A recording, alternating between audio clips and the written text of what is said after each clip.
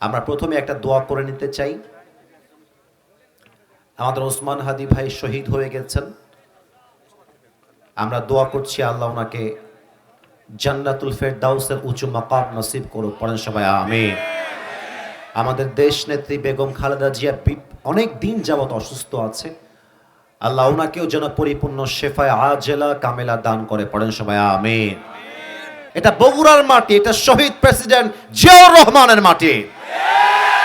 এই মাটির লোকরা হচ্ছে স্বাধীনতাকামী, এই মাটির লোকেরা হচ্ছে কাপুরুষের সন্তান নয়, এরা সব বীর পুরুষের সন্তান, বগুড়ার সন্তান। এটা আমি আজকে প্রথম বলছি তা নয়, আমি এর আগেও আমার মাহফিলে বলেছি স্পষ্ট কণ্ঠে। আর একটা কথা আমি আবারও বলছি, এই মাহফিলটা কোনোভাবে আমার পক্ষে রাখা সম্ভব ছিল না। আজকের এই মাহফিলটা এখানে আমার ছিল না। কমিটির এত ভালোবাসা, এত আবদার যে হুজুর এলাকাবাসী আপনাকে চায়, যুবক ভাইয়েরা আপনাকে ছাড়া মাহফিল করতে চায় না, আমি সেই আবদার রাখতে আজকের মাহফিলে এসেছি। জানলে অবাক হবেন, আজকের মাহফিলে সবচাইতে বেশি পরিশ্রম দিয়েছে আমার বিএনপির ভাইয়েরা। অনেকে বিএনপির দিকে আঙ্গুল তুলে বলে তারা নাকি ইসলাম ভালোবাসে না, কোরআন ভালোবাসে না। বিএনপি ইসলামকে ভালো না বাসলে এত বিশাল মাহফিল করলো কেমন করে? আপনারাই বলেন সবাই আমাকে। এটা বুঝতে হবে আপনাদের সবাইকে। বগুড়াবাসী 3টা তাকবীর দিবেন, তাকবীর শেষ কোরআন থেকে তাফসীর শুরু হবে এবং তাফসীরের মাঝে যুবকদের কথা, মা বোনদের কথা, দেশের কথা আমরা সব তাফসীরের মাঝেই শুনব। একসাথে তাকবীর দিবেন সবাই মিলে। সবাই একটু কাশি দেন, মাশাআল্লাহ। আপনারা বগুড়ার সন্তান, আওয়াজ যখন দিবেন বিড়ালের মতো ম্যান ম্যান করে নয়, সিংহের মতো গর্জন দিয়ে তাকবীর দিতে হবে। দেখা যাক আওয়াজ আছে কিনা। যারা চুপ করেছিল এরা কেউ বউ পাবা না। এবার গলার আওয়াজটা বাড়তে হবে। যদি বউ পেতে চাও গলার জোর বাড়াতে হবে যুবক ভাইয়েরা। দেখা যাক এবার গায়ে জোর আসে কিনা, আমার গাবতলীর ভাইদের গলার জোর আসে কিনা। লিল্লাহি তাকবীর। আল কোরআনের আলো, আল হাদিসের আলো, কোরআন হাদিস যেখানে, আলেম ওলামা যেখানে, গাবতলীবাসী যেখানে, আল্লাহ যেন কবুল করে। পড়েন সবাই আমিন। আজ আমাদের আলোচনার সেন্ট্রাল থিম বা সাবজেক্ট ম্যাটার, তাফসীরের আলোচ্য বিষয় হচ্ছে সূরাতু আল ইনফিতার। এবার বগুড়াবাসীর পালা। বগুড়াবাসী আমাকে জবান খুলে উত্তর দিবেন যাতে করে আমি তাফসীরটাকে বিউটিফুলি রিপ্রেজেন্ট করতে পারি। আমি আর একটা কথা স্মরণ করাতে চাই যেটা আমি বলতে ভুলে গেছিলাম। এখনো কথা বলছে। দেখেন, মানুষ যখন আদবহীন হয়ে যায়, যখন মানুষের লজ্জা হারিয়ে যায়, তখন মানুষকে আপনি যতই ধমক দেন ওর গায়ে লাগে না। হাদিসে আসছে, ইযা লাম তাস্তাহি ফাসনা মা শিতা। যখন তোমার লজ্জা হারিয়ে যায় তখন তুমি যা মন চায় করো, আল্লাহ তোমাকে 2 পয়সা দাম দিবে না। তো যারা এখন কথা বলছেন, আমি আপনাদের পায়ে, আসিফ হুজুর আপনাদের পায়ে হাত রাখলাম, পায়ে। আপনারা কেউ কথা বলবেন না, সেলফির জন্য ডান বাম করবেন না। যদি কেউ দাঁড়িয়েও যায় সেলফি তোলার জন্য, ভিডিও করবার জন্য, নিজে থেকে বসায় দিবেন ইঙ্গিতে। চিৎকার করবেন না, এই বস, এই হট, এই নাম। এটা আদব না। আস্তে করে ইশারায় বলে দিবেন। আচ্ছা, যেটা বলতে গেছিলাম, এই মাহফিলটা আগামীকাল লক্ষ মানুষ নয়, কোটি মানুষ দেখবে। আমরা চাই আজকের মাহফিলটা আজকে শেষ হবে তা নয়। বগুড়ার গাবতলীর যুবক ভাইয়েরা, আমার বিএনপির ভাইয়েরা, জনসাধারণ ভাইয়েরা যে মাহফিলটি করেছে, এই মাহফিল আগামীকাল পুরো বাংলাদেশে একটা ঐতিহাসিক মাহফিল হয়ে থেকে যাবে। ঠিক আছে কিনা বল? এটা যদি পেতে চান, পিন পতন নীরব থাকবেন। আসুন আমরা তাফসীর শুরু করি। সূরাতুল ইনফিতার। এবার দেখা যাক, যদি আপনারা বুঝে থাকেন আপনারা এবার উত্তর দিবেন। বলেন তো সবাই, বগুড়ার গাবতলীবাসী, সূরাটার নাম কি? ফিতার, ইনফিতার। এই সূরাটা যেই পারায় আছে সেই পারাটা হচ্ছে 30 নাম্বার পারা। এবার আপনাদের পালা, দেখা যাক কত নাম্বার পারা। স্টেজে 10 জন লোকের সাউন্ড আপনাদের সবার চাইতে বেশি হয়েছে। কি ব্যাপার, কথা বলেন না কেন? আর একবার, কত নাম্বার পারা?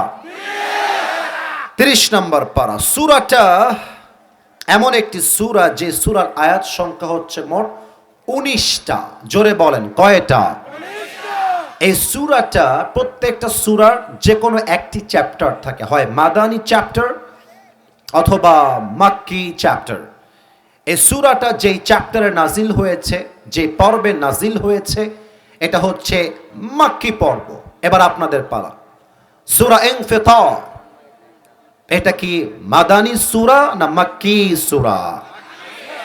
লাস্ট ইনফরমেশন অফ দিস সূরা, প্রাথমিক জ্ঞানের সর্বশেষ একটা মেসেজ দিয়ে মূল আলোচনায় I would like to come back, ফিরে আসতে চাই। এই সূরার রুকু সংখ্যা হচ্ছে মোট একটা।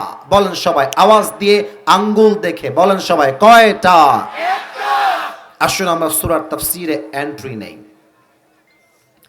যে কোনো সূরার তাফসীরকে রিপ্রেজেন্ট করতে গেলে 5টি বিষয়ে জানতে হয়। You must know about the 5 things if you want to talk about any specific surah from Quran. যে কোনো সূরার থেকে তাফসীর করতে চাইলে 5টা বিষয় মাস্ট আলোচনা করতে হয়। Number 1, about the central theme or subject matter of the surah. এই সূরার আলোচ্য বিষয় কি? You must know that, এটা আপনাকে জানতে হবে। Secondly, আপনাকে জানতে হবে what is the background of this surah. এই সূরাটা কেন নাজিল হয়েছিল, কোন প্রেক্ষাপটে নাজিল হয়েছিল। Number 2,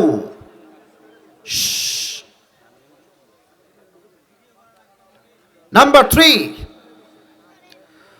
what is the translation of this surah. আয়াতের তরজমা কি আপনাকে জানতে হবে, সঠিক Bangla তরজমা। Number 4, what is the explanation of these verses.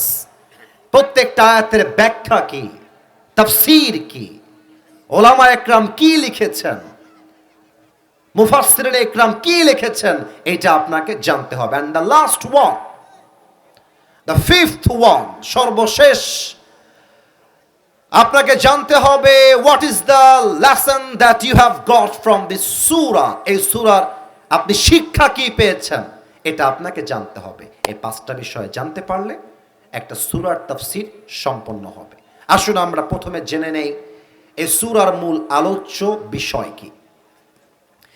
এই সূরার আলোচ্য বিষয় হচ্ছে about the reality of the day of judgment. কিয়ামতের দিনটা কেমন হবে, কিয়ামতের দিনটা এস্টাবলিশড হবে কেমন করে, প্রতিষ্ঠিত হবে কেমন করে, কিয়ামতের দিন মানুষগুলো কি করবে, তাদের অবস্থা কেমন হবে, এই পাহাড়, এই পশু, এই প্রাণী, এই নারী, এই পুরুষ কিয়ামতের দিন কি করতে পারে, এটার একটা মারাত্মক ব্যাখ্যা আল্লাহ তাআলা সূরা ইনফিতারে দিয়েছেন। This is the central theme. এটা হচ্ছে সূরা ইনফিতারের আলোচ্য বিষয়। সেকেন্ড, আচ্ছা এটা উঠতেছে, কেউ হাত দেখাবে না, তোমাদের কাজ আমার দিকে চাতক পাখির মতো তাকায় থেকে ওয়াজ শোনা। ড্রোন তো দূরের কথা, কিয়ামত হয়ে গেল চোখ থাকবে আসিফ হুজুরের দিকে, মন থাকবে আসিফ হুজুরের ওয়াজের দিকে। কথা ভুল বললাম না ঠিক বললাম? বলেন আপনারা সবাই। আর ড্রোন যারা উড়াচ্ছেন, it's allowed, no problem, but ড্রোনটা 1 মিনিটের শর্ট নেবেন and close it right now, নামায় ফেলবেন। আজকের ওয়াজ জাস্ট কান দিয়ে শুনবেন, কান দিয়ে বের হয়ে যাবে, এই ওয়াজ আজকের মাহফিলে হবে না। আজকের মাহফিলে সেই ওয়াজ হবে যে ওয়াজের প্রত্যেকটা কথা কলিজায় গিয়ে আঘাত করবে, ঠিক কিনা বলেন? এটা টান দেন, 1 মিনিট সময় দিলাম, নামায় ফেলবেন। এই সূরার শানে নুজুল আমরা জানতে চাই, কোন প্রেক্ষাপটে নাজিল হয়েছে। আল্লাহ রাসূল সাল্লাল্লাহু আলাইহি ওয়াসাল্লাম যখন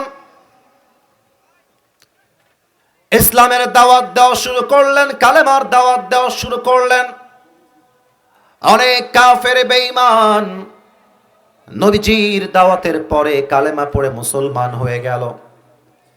কিন্তু অবাক করা বিষয় হলো, মুসলমান হওয়ার পরে, ঈমান আনার পরে অনেক মুসলমানরা পরকালকে ভুলে গেল।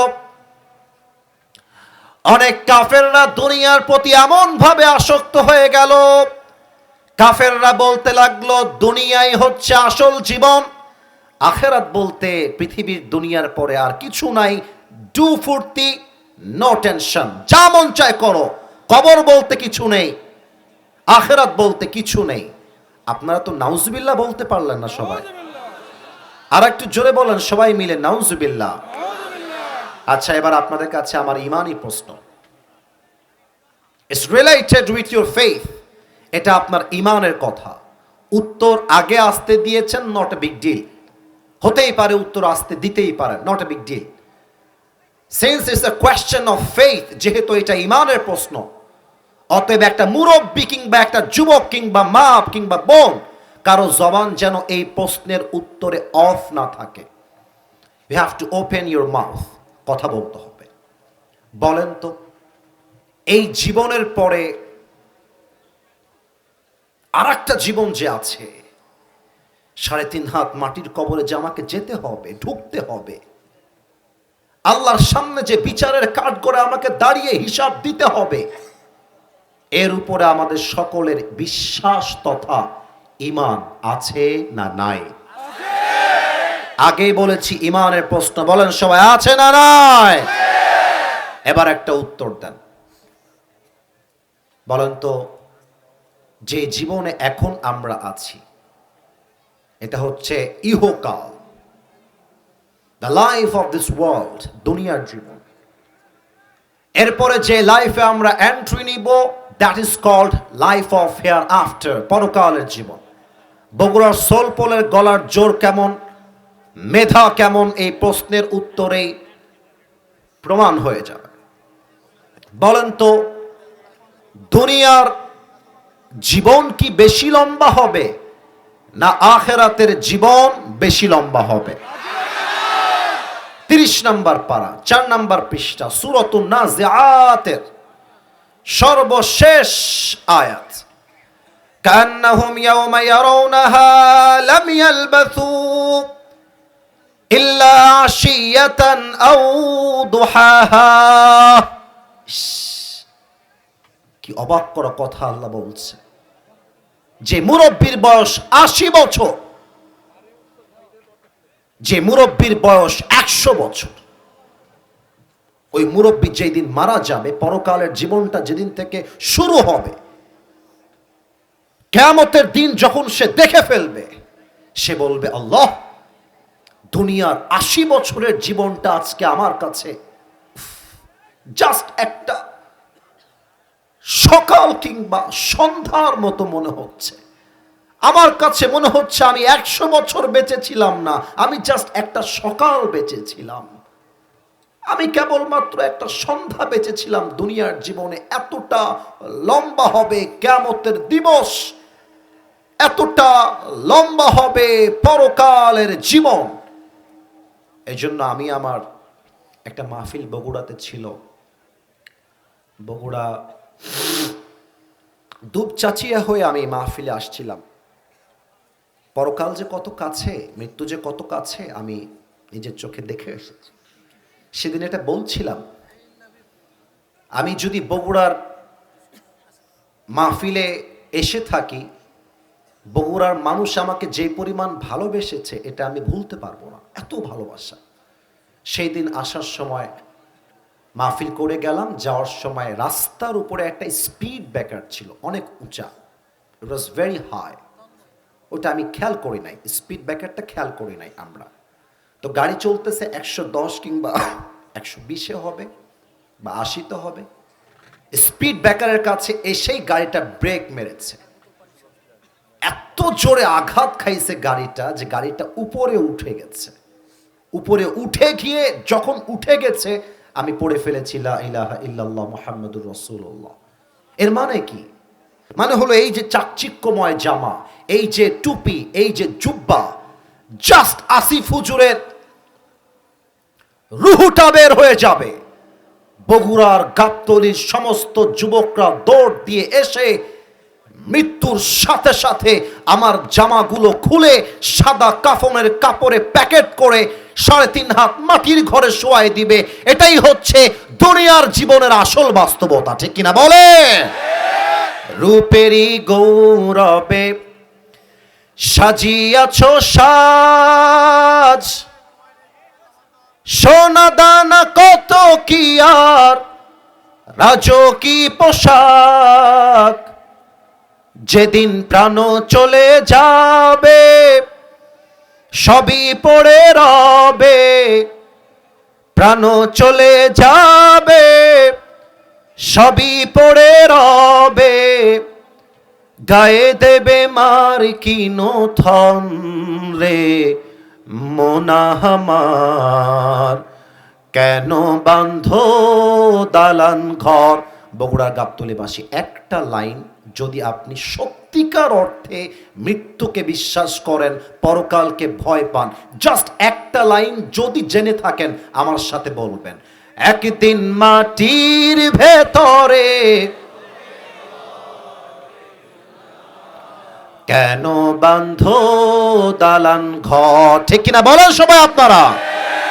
দেহ তোমার চর্ম চর গলে পচে যাবে, শিরার উপর শিরাগুলি ছিন্ন ভিন্ন হবে, মঞ্জু মেরু দণ্ড সবই হবে খণ্ড খণ্ড, মঞ্জু মেরু দণ্ড সবই হবে খণ্ড খণ্ড, পড়ে রবে মাটির উপরে মোনা আমার, কেন বাঁধো দালান ঘর। একসাথে গান, একদিন মাটির ভেতরে হবে ঘরে মোনা আমার, কেন বাঁধো দালান ঘর। ঠিক কিনা বলেন সবাই আপনারা? This is the reality of the day of judgment. কিয়ামতের দিন শুরু হওয়ার পরে মানুষ বুঝে যাবে দুনিয়াটা ছিল ওয়ামাল হায়াতুদ দুনিয়া ইল্লা মাতাউল গুরুর। This life of this world is nothing more than play and entertainment.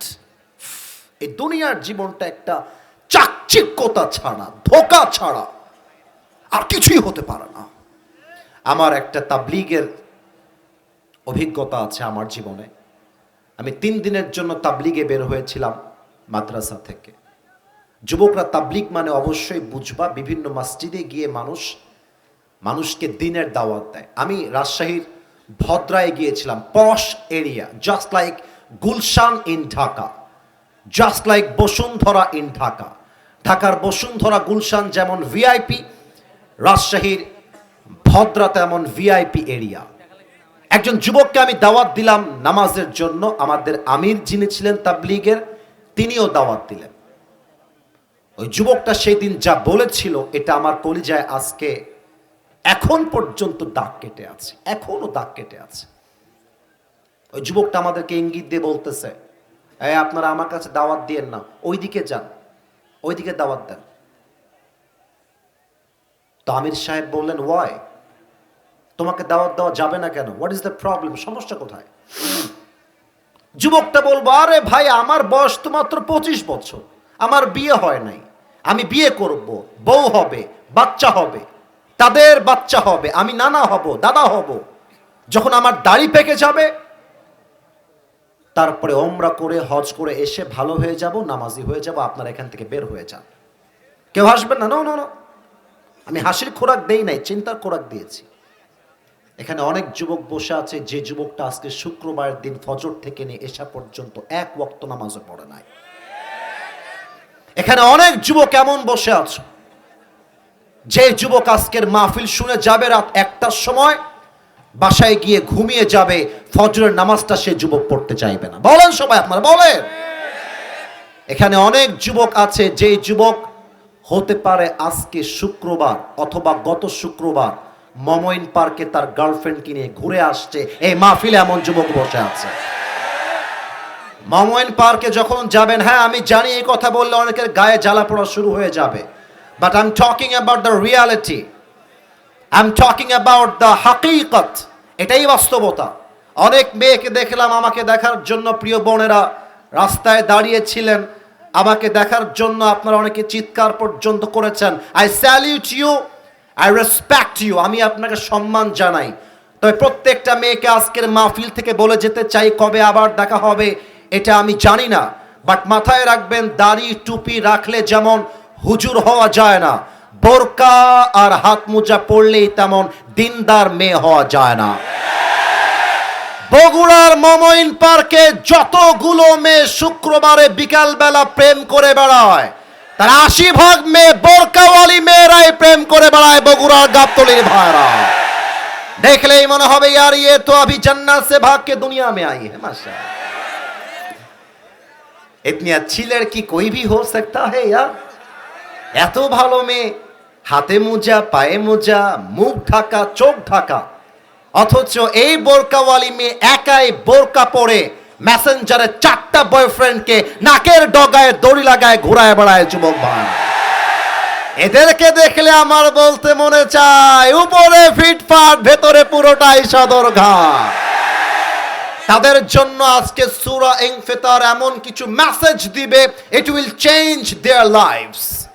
এটা তাদের জীবনটাকে পরিবর্তন করে দিবে। আর যে যুবক ভাইরা আমাকে বলেছো তোমরা, এখানে এমন যুবক বসে আছে, যেই যুবক আমাকে গতকাল ফেসবুকের মেসেঞ্জারে মেসেজ দিয়েছে, হুজুর কবে মরে যাব তার তো হিসাব নাই, বাপ তো আমাকে বিয়ে টিয়ে দিচ্ছে না, আমি তো মনে হয় সিঙ্গেলই মরে যাব দুনিয়ার থেকে। তো লিখেছে বগুড়া গাবতলী, আপনি আগামীকাল আসবেন, একটু বলে দিয়েন। আমিও আজকে আমার তাফসিরের মাঝে একটা পয়েন্ট উল্লেখ করে দিয়ে যাই। আব্বাজান, কিয়ামতের দিন আপনার সবচাইতে বড় আফসোস হবে, আপনার ছেলের বিয়ের বয়স হওয়ার পরেও আপনি কেন বিয়ে দিলেন না, এই নিয়ে আপনার সবচেয়ে বড় আফসোস হবে। আসুন আমরা আয়াত ভিত্তিক তাফসিরে ঢুকে যাই। যুবক ভাইয়েরা, আমার কথা কি বোঝা যায় নাকি যায় না বলো? إذا السماء فطرت, না আর হাসি না, হাসির জায়গায় হাসি, সিরিয়াস মোডে। You must be serious, serious হয়ে কথা শুনতে হবে। When the sky splits open, আল্লাহ তাআলা বলছেন যখন আসমানটা বিদীর্ণ হয়ে যাবে, وَإِذَا الْكَوَاكِبُ انتَثَرَتْ, যখন, আচ্ছা ভাইজান এভাবে কথা বললে আমি তাফসীর করতে পারবো না, হয় আপনারা কথা বলেন অথবা আমাকে কথা বলার সুযোগ দেন, যে কোনো একটা হতে হবে। আমি মাফ চাচ্ছি, আমি আপনাদেরকে ভালোবেসে বলছি, চুপ থাকলে ভালো হয়, তাফসীর করছি তো। আর এখানে আমার সামনে হাজার হাজার যুবক মুরব্বী চাতক পাখির মতো বসে বসে আমার ওয়াজ শুনছে, কথা ঠিক আছে না?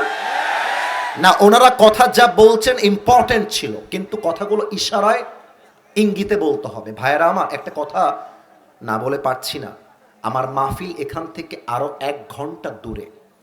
আমার সময় ছিল 8টা 15 থেকে 9টা 30 পর্যন্ত, তবুও ওই মাহফিলে ওঠার কথা 10টার সময়। আমি হাতে পায়ে ধরে বলেছি, ভাইজান আমার ভাইয়েরা আমাকে আবদার করেছে, এরা না পারে আমার কাছে কান্নাকাটি করে বলবে, হুজুর আপনি আমাদের মাহফিলে আসেন, ওরা আমাকে ভালোবাসে তাই নিয়ে আসছে। আমি অধম আসতে পারে আমিও ধন্য হয়েছি। আমার টাইম কিন্তু অলরেডি শেষ হয়ে গেছে, এখন নেমে গেলেও আমার স্টেজে উঠতে লাগবে 10টা 45। কমিটি এটা মানতে নারাজ, তবুও কেন ওয়াজ করছি জানেন? কারণ বগুড়ার মাটিতে এসে টাইম দিয়ে নয়, ভালোবাসা দিয়ে হিসাব করতে হবে। সো আপনারা আমাকে যদি এভাবে চিৎকার করে 1 মিনিট নষ্ট করেন, that is loss, really a big loss. Keep quiet, keep silent. তাফসীর করছি। ওয়াইদাল কাওয়াকিবু ইনতাসারাত, when the stars fall away, তারকাগুলো নিক্ষিপ্ত হয়ে পৃথিবীর দিকে দিকে ছিটকে ছিটকে পড়বে। আচ্ছা মুরব্বীরা একটু আমার দিকে তাকান, যুবক ভাইয়েরা আমার চোখে চোখ রাখেন। আমি দুইটা এক্সাম্পল দিব এই আয়াতকে ব্যাখ্যা করবার জন্য।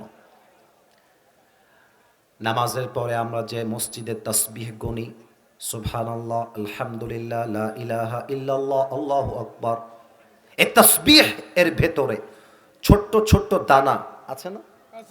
আপনারা বলেন সবাই, ছোট্ট ছোট্ট তাসবিহ এর দানা দানা আছে না নাই? বলেন বলেন বলেন। আচ্ছা তোমরা ছোটবেলায় খেলেছো কিনা আমি জানি না যুবক ভাইরা, বাট আমি ছোটবেলায় একটা বল নিয়ে খেলতাম, বলটা হচ্ছে ম্যাজিক বল। আপনারা এই তো বুঝে গেছেন, বাস আমার আর কোনো আফসোস নাই, ম্যাজিক বল। তো এবার কেউ যেন আমার চোখের ডান বাম হবেন না, আমার দিকে তাকান। এই কাগজটা কি দেখা যায় নাকি যায় না? তোমরা যদি তাফসীর শুনতে চাও, আনসার মি লাউডলি, আমাকে উত্তর দাও। আরে বগুড়ার সোলপুল কথা বলবে, মাটি থরথর করে কাঁপতে থাকবে, এটাই বগুড়ার সোলপুলের পাওয়া। এই কাগজ কি দেখা যায় নাকি যায় না? আমি একটু এই মাইক্রোফোনটা ফর আ সেকেন্ডস একটু সময়ের জন্য হটাচ্ছি। মনে করেন এই কাগজের উপরে এটা একটা চাদর, আমি জানি এটা কাগজ, বাট এক্সাম্পল, এটা একটা আমার বিছানার চাদর। এই চাদরের উপরে আমি রেখেছি তসবিহ এর দানা, এর উপরে আমি রেখেছি ম্যাজিক বলের ছোট্ট ছোট্ট দানা। এখন রাত বাজে 1টা, আমি বাহির থেকে আসছি, রুমটা অন্ধকার, লাইট নাই। আমি ভেবেছি বিছানাটা ক্লিয়ার আছে, ঝাড়ু মারবো, এই জন্য বিছানাটা এখান থেকে ধরে একটা ঝাটকি মেরেছি। এই একটা যখন আপনি ঝাঁকুনি মারবেন, দেখবেন ম্যাজিক বলগুলো ছিটকে ছিটকে ঘরের চতুর্পাশে ছিটিয়ে পড়বে। আল্লাহ তাআলা এটাই বলছেন, ওয়াইদাল কাওয়াকিবু তাসারাত, কিয়ামতের দিন আকাশের তারাগুলো পৃথিবীর দিকে ছিটকে ছিটকে পড়বে। ওয়াইদাল বিহারু ফুজ্জিরাত, সমুদ্রের পানির মধ্যে সুনামি ঝড় শুরু হয়ে যাবে। ওয়াইদাল কুবুরু বু'থিরাত, when the graves is split open, কবরগুলোকে উন্মোচিত করা হবে। No no no no, look at myself, আমাকে দেখেন। ওরা চিৎকার করেছে আবার চুপও হয়ে যাবে, নট আ বিগ ডিল, তাফসীর মিস করা যাবে না। আপনাদের এলাকায় কবর এখান থেকে কয় মিনিট দূর হবে? কবরস্থান কবরস্থান কয় মিনিট দূর এখান থেকে? 5 মিনিট, 10 মিনিট? 10 মিনিট। আচ্ছা, এখানে যদি স্কুলে কোনো ছাত্র থেকে থাকো, স্কুলে পড়ো, একটু হাত তুলবা। স্কুলে পড়ো কেউ আছো? অনেকে আছে, হাত নামাও, হাত নামাও, হাত নামাও। না না, আমি হাত নামাইতে বলছি, বাস এনাফ। আমরা স্কুলে যাওয়ার সময় ঘাড়ে একটা ব্যাগ নেই না? কথা না বললে কাকে ওয়াজ করবো? ব্যাগ নেই না, ব্যাগ নেই না? আমিও তো স্কুলে পড়ছি রে ভাই, আমরা তো স্কুলের অনেকে ছাত্র সবাই। আচ্ছা, ব্যাগে দেখবেন আমরা পেন্সিল নেই, রবার নেই, আমরা জ্যামিতি বক্স নেই, খাতা নেই, কলম নেই, বই নেই। এখন আমি আসিফ হুজুর ক্লাস 3-তে পড়ি, কথার কথা, আমার স্কুল ব্যাগে সব রেখেছি, আবার ওই ব্যাগের ভেতরে আমি আমার সাইকেলের চাবিটাও রেখেছি। কথা কি বোঝা যায় নাকি যায় না? এখন 12টার সময় ঘন্টা বেজে গেছে, টিফিনের ঘন্টা কিংবা ছুটির ঘন্টা, বাড়ি যাওয়া লাগবে, বাড়ি যাওয়া লাগবে, দৌড়।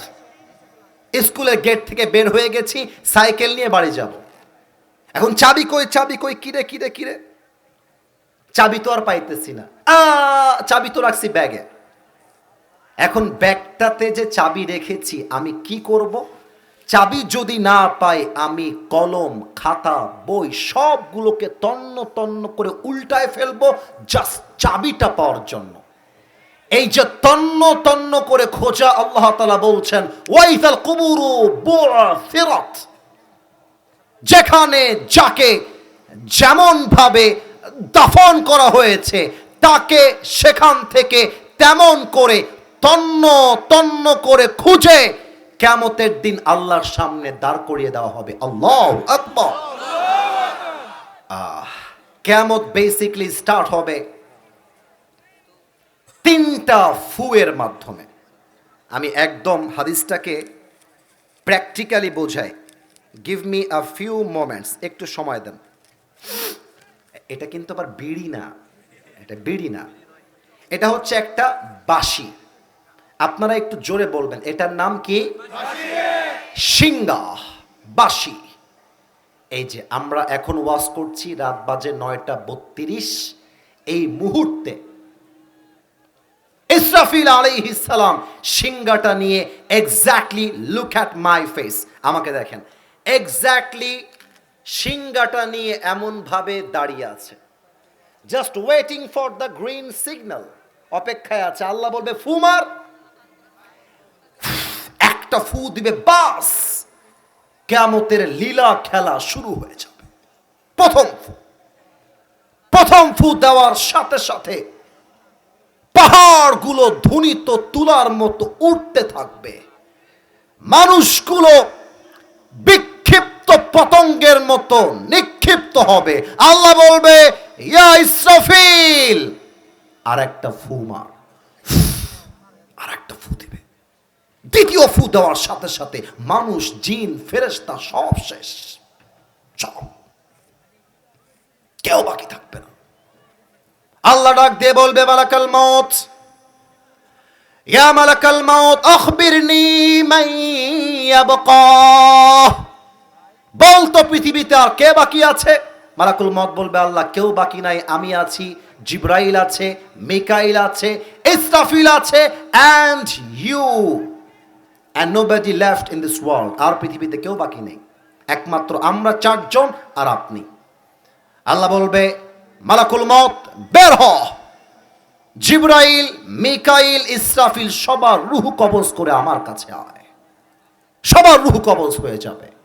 আল্লাহ, তোমার ফেরেশতা তোমার সামনে হাজির হয়ে গেছে, আল্লাহ কি হুকুম তাই বলো। আল্লাহ বলবে ইয়া মালাকাল মউত আখবিরনি মান ইয়াবকা, আর কে বাকি বল। এবার মালাকুল মউত থরথর করে কাঁপতে থাকবে আর বলবে আল্লাহ এবার তো পৃথিবীতে তুমি আর আমি ছাড়া কেউ বাকি নাই, তুমি আছো আর আমি আছি। আল্লাহ বলবে মালাকুল মউত মুত, এবার তুই মরে যা, তুই মর।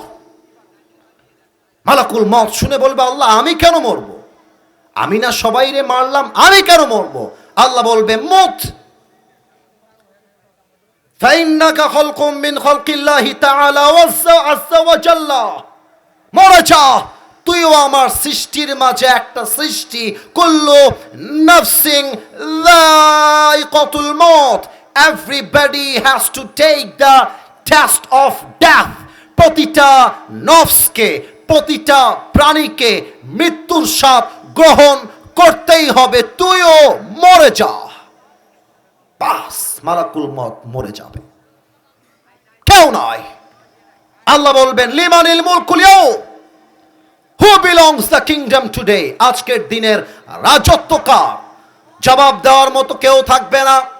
যে আওয়ামী লীগ বলতো এই দেশটা আমার, এটা আমার বাপের মাটি, দাদার মাটি, তারা কোথায়? আল্লাহ বলবে কোথায় আছিস আয়। জবাব দেওয়ার মতো কেউ থাকবে না। আল্লাহ নিজেই বলবেন লিল্লাহিল ওয়াহিদিল কাহ্হার, আজকের দিনের রাজত্ব মহারাগে রাগান্বিত এক রবের জন্য। আওয়াজ দিয়ে বলেন সবাই সেই রবকে। আল্লাহ আমার রব। এরা অনেক ভালো, ওরা আমার সাথে গেয়েছে। আর একবার আল্লাহ আমার রব, দমে দমে তনু মনে তারি অনুভব। তোমার দুনিয়াতে আমি যেদিকে তাকাই, অথই নেয়ামতে ডুবে আছি সবাই। পাখ পাখালির কণ্ঠে শুনি তাসবিহ কলো রব, তাসবিহ কলো রব। আল্লাহ আমার রব, এই রবই আমার সব। বলেন সবাই রবকে।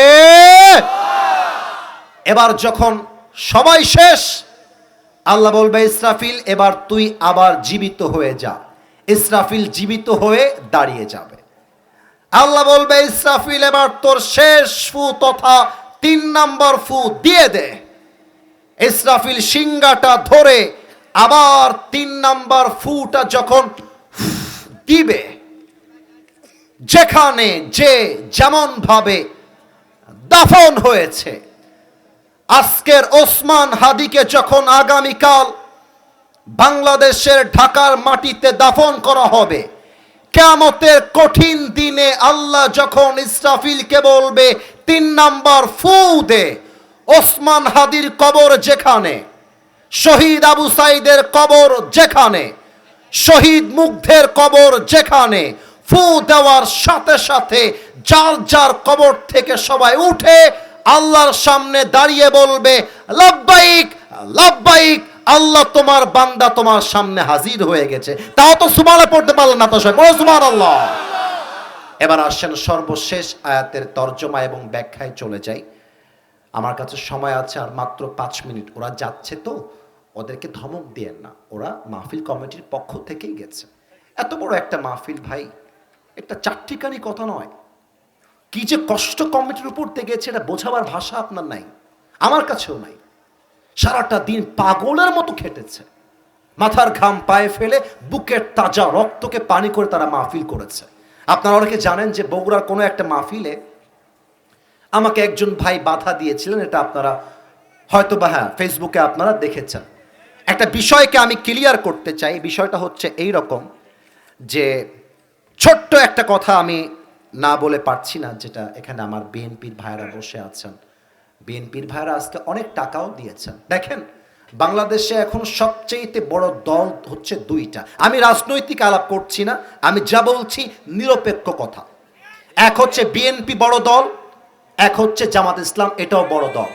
তো বিএনপিকে খালি আপনারা বলবেন এরা ইসলামকে ভালোবাসে না, কোরআনকে ভালোবাসে না, এরা খারাপ, এই সেই।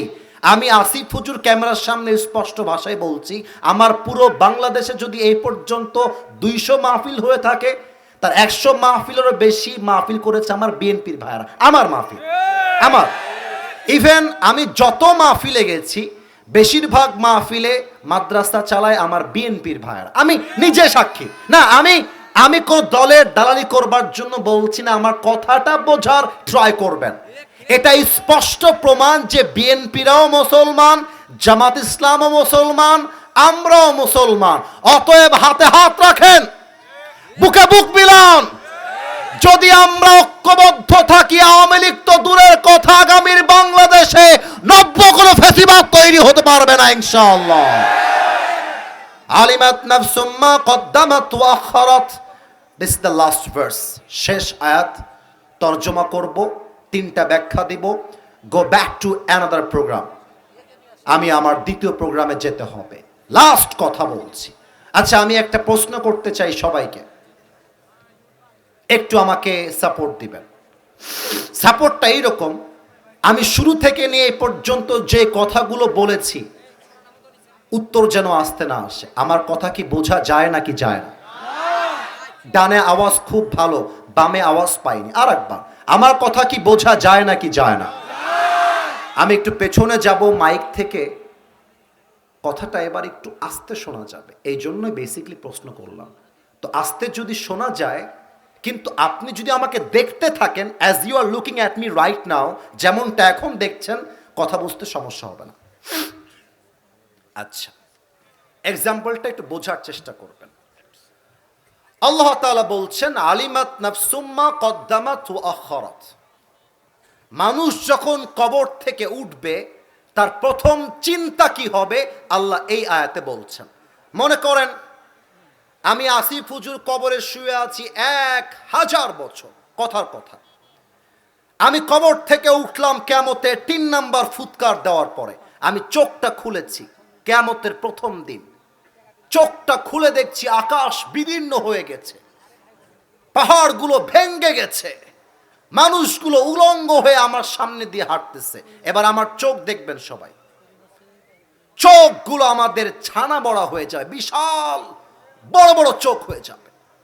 কিন্তু কিয়ামতের প্রথম দিন মানুষ কি ভাববে, কি চিন্তা করবে কিয়ামতকে দেখে, এই কথাটাই আল্লাহ এই আয়াতে বলেছে। আলিমাত নাফসুম মা কদ্দামাত ওয়া আখারাত। On that day he will realize what was most important, what was less important. সেই দিন মানুষগুলো বুঝবে দুনিয়াতে কোনটা বেশি দামি ছিল এবং কোনটা কম দামি ছিল, ঠিক আছে, নো প্রবলেম। এবার আমার দিকে তাকান, এইটা আমার মুখে কালো কালো, এটার নাম কি? তোমরা খুবই অ্যাক্টিভ, পেছনে আওয়াজ পাইনি। আর একবার, আমি শেষ প্রান্তে আছি ভাই আমার, শেষ ভালো যার সব ভালো তার, এইটার নাম কি? অনেক মেয়ে আছে দেখবা, দাড়ি দেখলে গায়ের মধ্যে জ্বালা পড়া শুরু হয়ে যায়, চুলকানো শুরু হয়ে যায়।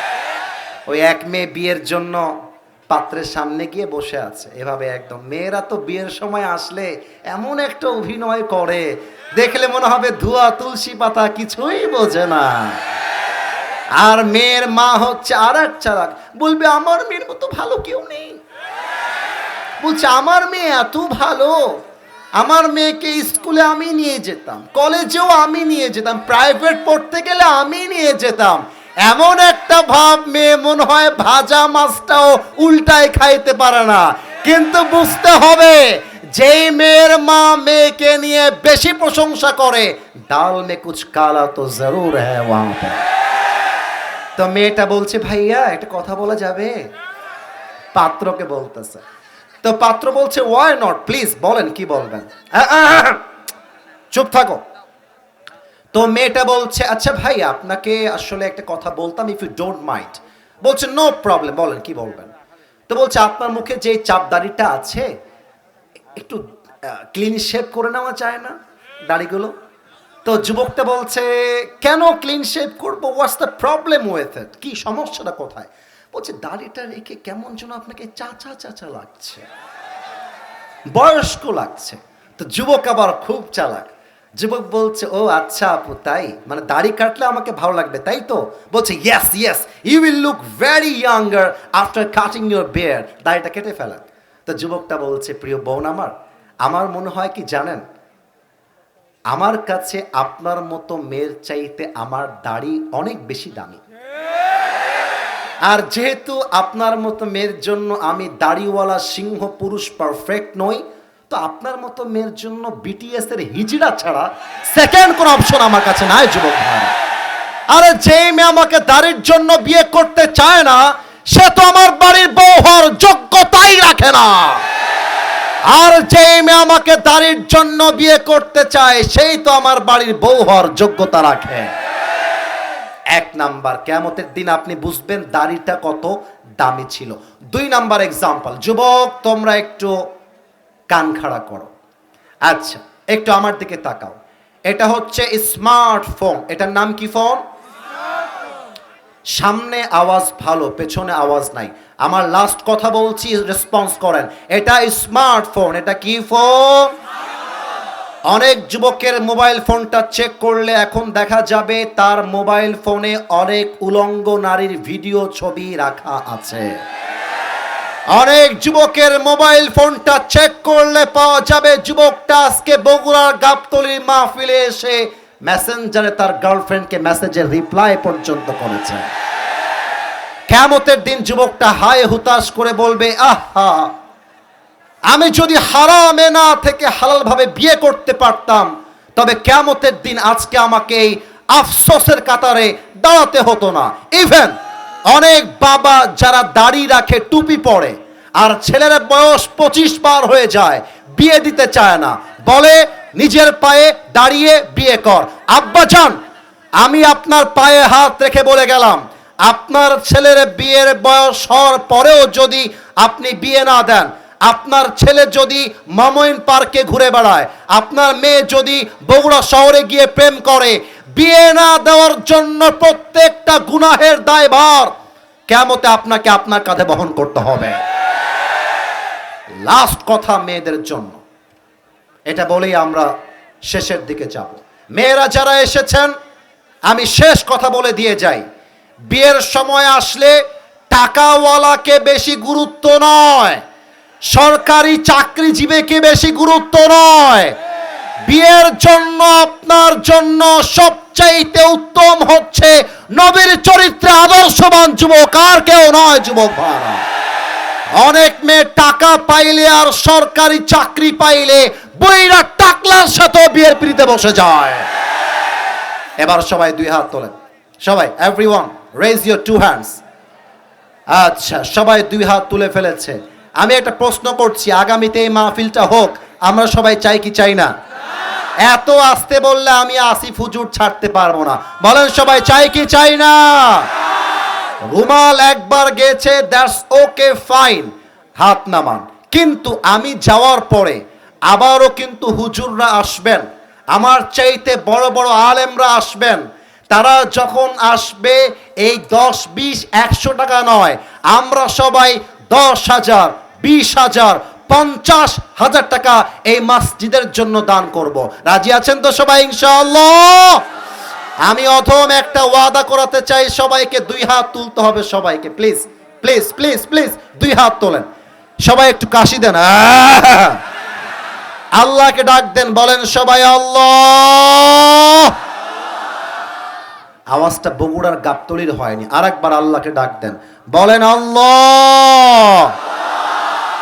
তোমার শাহী দরবারে দিল থেকে তওবা করছি, ও আল্লাহ, তুমি আমার জীবনের, একটু জোরে বলেন, জীবনের সব গুনাহ মাফ করে দাও। পড়েন সবাই আমিন। এবার আমাকে বলেন সবাই হুজুর, আরো জোরে আসিফ হুজুর। আমরা বগুড়ার সলপল আপনাকে ওয়াদা দিলাম, আজকের এই মাহফিলে তোমরা খুব চালাক, এদের যাদের মুসলমানি হয়নি জায়গা মতো মুসলমানি দিয়ে রেখে দিব একেবারে। এই কথা বলতে হবে, বলেন আমরা ওয়াদা দিলাম, আজকের মাহফিলে শেষ রাত পর্যন্ত দোয়া না করে কেউ উঠে যাব। এবার হাতটা তোলেন সবাই, হাত তোলেন, হাত তোলেন, হাত তোলেন, হাত তোলেন। এবার বলেন যাব না, আরো জোরে যাব না। বলেন সবাই আওয়াজ দিয়ে ইনশাআল্লাহ। আল্লাহ তুমি বগুড়ার জমিনকে কবুল করো, পড়েন সবাই আমিন। আমার পেছনে আমার কলিজার টুকরা কমিটির ভাইয়েরা বসে আছেন, তাদেরকে থ্যাঙ্কস দিবেন। তারা আজকে বাংলাদেশের